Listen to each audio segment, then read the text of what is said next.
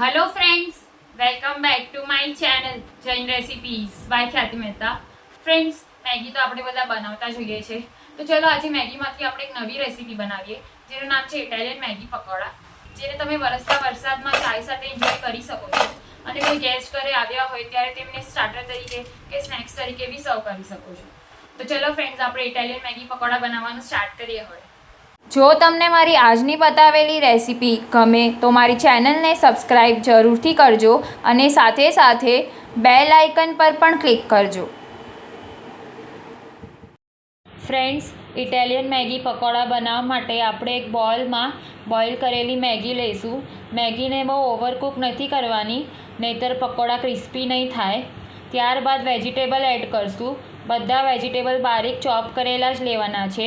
મેં અહીંયા કોબીને ત્રણેય કલરના રેડ, યલો, ગ્રીન કેપ્સિકમ લીધા છે। જો વેજીટેબલ મોટા ચોપ કરેલા લેશું તો બાઇન્ડિંગ પ્રોપરલી નહીં આવે તો પકોડા ફ્રાય કરતી વખતે બધા જ વેજીટેબલ છૂટા પડી જશે। તમે તમારા ચોઈસના કોઈ બી વેજીટેબલ લઈ શકો છો। ત્યારબાદ સ્વાદ પ્રમાણે મીઠું, ઓરિગેનો, મિક્સ હર્બ્સ, મેગી મસાલો અને ચીલી ફ્લેક્સ એડ કરી દઈશું। ત્યારબાદ બેઝિલ લીવ્સ છે તેને ચોપ કરીને એડ કરી દઈશું।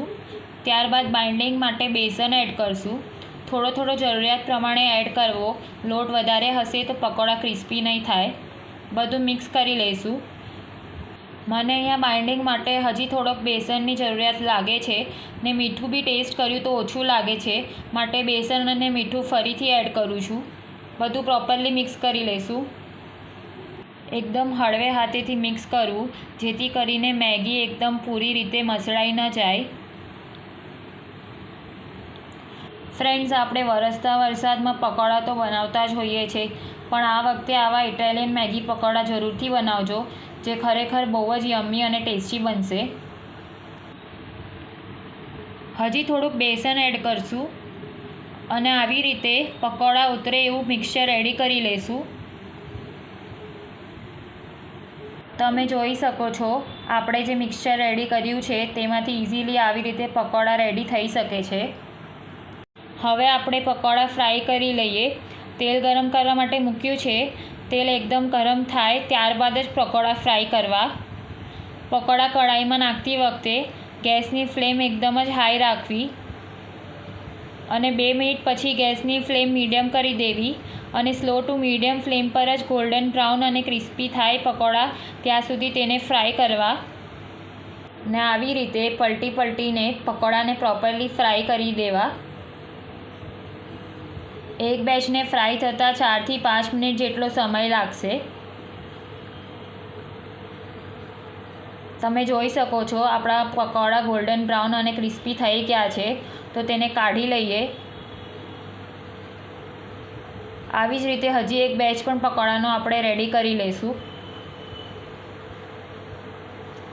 ફ્રેન્ડ્સ, જે બાળકો વેજીટેબલ બહુ ન ખાતા હોય તેને તમે આવી રીતે મેગી પકોડા બનાવીને એમાં વેજીટેબલ એડ કરીને ખવડાવશો તો તે હોશે ખાઈ જશે અને એટલા ચટપટા બને છે કે વડીલોને પણ તે બહુ જ ભાવશે।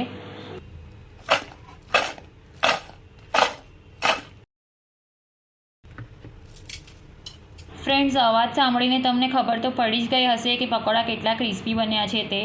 મેં અહીંયા પીઝા પાસ્તા સોસ અને ટમેટો કેચઅપને મિક્સ કરીને તેની સાથે પકોડાને સર્વ કર્યા છે। તો રેડી છે આપણા Italian Maggi pakoda. Thank you so much friends for watching my video.